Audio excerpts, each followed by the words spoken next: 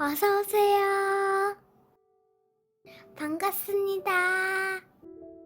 안녕하세요. 저는 하루하루 결혼 잔소리에 몸서리를 치고 있는 30대 중반 여자입니다.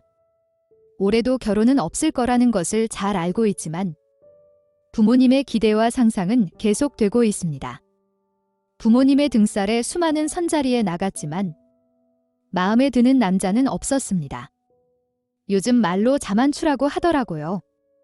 자연스러운 만남 추구, 아직은 그런 남자와 사랑을 기다려도 될 정도라고 생각하지만 부모님은 지금도 늦었다며 난리이십니다. 연휴가 다가왔고 집에만 있으면 잔소리가 또 시작될 것을 잘 알기에 그냥 저 혼자 제주도로 여행을 가기로 하였습니다. 짧은 연휴 기간이기에 멀리 해외로 갈 수는 없지만 그래도 비행기를 타고 가니까 진짜 여행 가는 것 같아서 너무 좋았습니다. 렌터카와 항공권 외에는 아무것도 예약하지 않은 채 자유여행으로 갔습니다. 렌터카를 타고 일단 바다가 보이는 예쁜 카페로 가서 맛있는 커피를 마셨습니다. 이 사소한 것만으로 너무 행복하고 즐거웠습니다. 각종 여행 책자와 블로그를 검색하며 오늘의 여행 코스와 숙박할 곳을 서치하기 시작했습니다.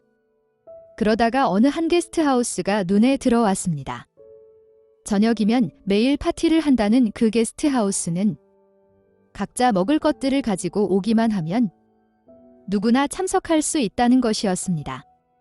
왠지 새로운 사람들을 만날 수 있다는 생각에 기대가 되었고 숙박을 예약하게 되었습니다.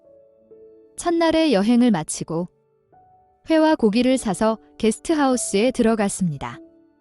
개하지기에게 간단한 설명을 듣고 짐을 풀고 파티에 참석하기 위해 음식을 들고 나왔습니다. 나름 큰 게스트하우스였기에 파티 참석자들도 어림잡아 30명이 넘는 것 같았습니다. 같이 고기도 구워 먹고 술도 한잔하고 개하지기의 기타 소리에 같이 노래도 불렸습니다. 오랜만에 장작불에 앉아서 기타 소리를 들으니 정말 너무 좋았습니다. 시간이 늦어지면서 한 명, 두 명씩 자기 방으로 들어갔습니다. 저는 내일 정해진 스케줄도 없고 통기타 노래 듣는 것이 너무 좋아 끝까지 앉아 있었습니다. 개하지기는 저한테 괜찮으시면 같이 정리하고 안에 들어가서 커피 한 잔 할 수 있냐고 물어보았습니다. 기타 소리가 너무 좋다며 같이 정리하고 안에서 더 놀자고 하였습니다. 정리 후 이런저런 이야기를 나누다 보니 개하지기에 대해서 알게 되었습니다. 원래는 서울에서 직장 생활을 하였지만 휴가차 제주도를 내려왔는데 너무 좋아서 눌려 앉게 되었다고 하였습니다. 그래서 몇 년 동안 모은 돈과 은행의 힘을 빌려서 게스트하우스를 차리게 되었다고 하였습니다. 주인이라고 하기엔 게스트하우스 규모 대비 너무 젊어서 직원인 줄 알았다고 하였습니다. 낮에 청소하려 오시는 분들 제외하면 자기 혼자서 다 운영한다며 그냥 직원이랑 다를 바 없다고 하였습니다. 다음날 아침 개하지기의 추천 코스대로 여행을 진행하였습니다. 인터넷에서는 찾을 수 없었던 곳이기에 현지인들만의 핫스팟을 다녀온 것 같아서 고맙고 기분이 좋았습니다. 그 고마움을 보답하기 위해서 일찍 숙소로 복구해서 파티 준비를 도와주었습니다. 그날 밤에도 역시 개하지기의 기타 소리는 너무 좋았습니다. 파티가 끝나고 고맙다며 맛있는 안주와 와인을 선물로 받았고 그렇게 둘이서 와인을 마셨습니다. 그리고 서로의 마음을 확인하였습니다. 다음 날 아침 일어나 보니 개하지기는 벌써 나가서 일을 하고 있었습니다. 순간 서로의 마음이 진심이 아니라 그냥 하룻밤의 엔조이였던 것은 아닐까라는 생각이 들었습니다. 게다가 개하지기라는 직업이 매일매일 새로운 사람들과 만나고 헤어지는 것인데 저 역시도 매일매일 이루어지는 만남과 헤어짐 중에 하나는 아닐까 걱정이 되었습니다. 저는 나름 진지했고 진심이었기 때문입니다. 나가서 개하지기에게 인사를 하였지만 그전과 다름없는 다른 손님에게 대하는 것과 동일하게 반응하는 모습을 보면서 저는 결국 엄청난 실망을 하고 말았습니다. 그 길로 짐을 싸서 게스트하우스 나왔고 그에게서 연락이 오는 것도 무시하였습니다. 하루의 여행 일정이 더 남았지만 비행기 일정을 변경해서 집으로 돌아왔습니다. 즐겁게 떠난 여행이었지만 그 어느 때보다 우울하게 마무리한 여행이 되어버렸습니다. 그 후로 가끔 문자나 전화가 왔지만 그냥 기분이 나빠서 보지도 않고 차단을 하였습니다. 몇 개월쯤 지난 후에 은행에 볼 일이 있어서 가는 길에 통장들을 가지고 가서 오랜만에 통장 정리를 쭉 다 했습니다. 어지간한 것들은 카드 결제로 다 묶어 놓았기에 정리될 내용들이 많지 않을 것을 잘 알고 있었는데 용돈 전용 통장에 정리할 양이 새 통장으로 2건이나 나온다는 것이었습니다. 밀린 것이 많아서 생략하고 출력해드리냐고 은행원분께서 물어보셨지만 확인을 해봐야겠다는 생각에 그냥 다 출력해달라고 하였습니다.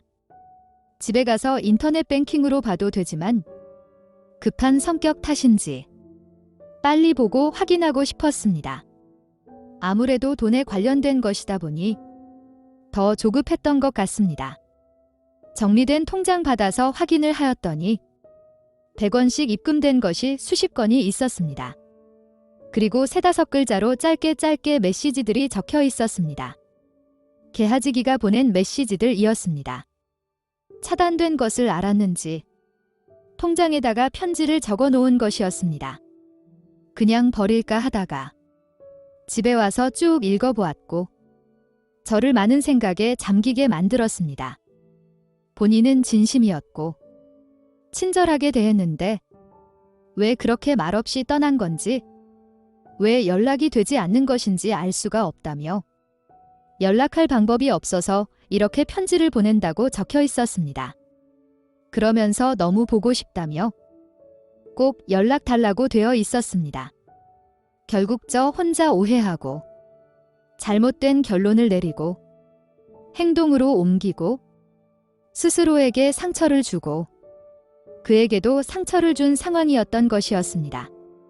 저 역시도 그날 이후 보고 싶었고 가끔 생각이 나서 다시 내려가서 이야기를 해볼까라는 생각도 해본 적이 있었습니다. 회사에는 급하게 내일과 모레 연차를 내고 곧바로 비행기를 타고 제주도로 내려갔습니다. 그리고 택시를 타고 게스트하우스로 무작정 갔습니다. 게스트하우스 입구에서 지켜보는데 그 남자는 여전히 파티를 준비하면서 이것저것 일들을 하고 있었습니다. 다만 그때보다 확실히 표정도 어둡고 얼굴도 많이 수척해진 것 같았습니다.